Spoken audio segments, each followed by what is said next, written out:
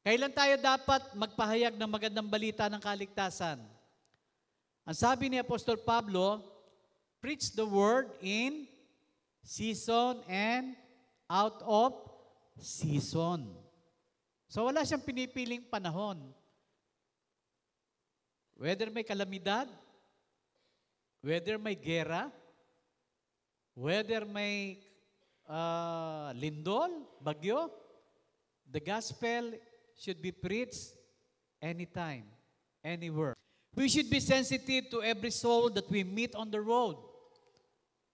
Among your classmates in your classroom, sa mga estudyante, among your office mates in your office, sa mga nag-oopisina, paano yung mga taong nasa kulungan? Sino maghahayag ng mga magandang balita sa kanila? Yung mga PDL. Naawa ba kayo sa kanila? Will we just let them stay in prison?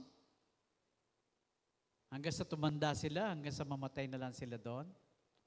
Are you not burdened with the soul of those people? Wala kayang tinawag ang Diyos sa kanila? Maybe some of them are really criminals. Some of them are hindi sila talagang parang biktima lang. But there is a purpose why they were in prison. Alam niyo ba sa kulungan, ang dami ng mga prison ministry na tinatawag na mga nag-share ng gospel, no? But again, what about COG? Ano bang calling natin? Are we just called sa mga ka-opisina, ka-classmates? Persons deprived of liberty. Kawawa naman sila. But we know that if they will hear the gospel and the Lord open their hearts and minds, they may be part of the kingdom of God. Who will do the campus ministry among thousands of students in high schools and universities? Tayo yun, yung mga estudyante rin. Some of you were student leader, student council, president. No? Parang si Jude, alam ko very active. It means to say, in the school activities, yung mga extracurricular, kayang-kaya nyo. E di lalo na sa bilang Kristiyano, no? Kayo ang pwedeng gamitin ng Panginoon para ibahagi ang magandang balita sa mga campuses. No? Every soul, why every soul is important? Bakit mahalaga ang bawat kaluluwa?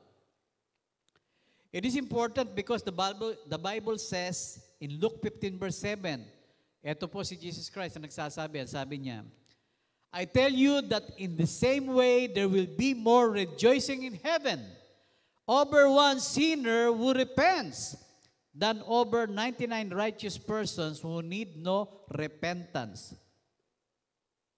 One sinner, no? There will be more rejoicing in heaven over one who repents. Isa lang. Kung dalawa, tatlo, apat, 10, ay di ang dami nagsasaya sa langit. Palakpakan sila. O isa na namang kaluluwa ang naligtas. Isa na namang kaluluwa ang tinawag ng Panginoon mula sa kadiliman papunta sa liwanag. No? Alam niyo ba yun? Na nung kayong tinawag ng Panginoon, nagsasaya sa langit. Alam mo yun, Joyce? Nagsasaya sa langit nung nagbalik loob ka sa Diyos. No? Si Kathleen, si Lindon.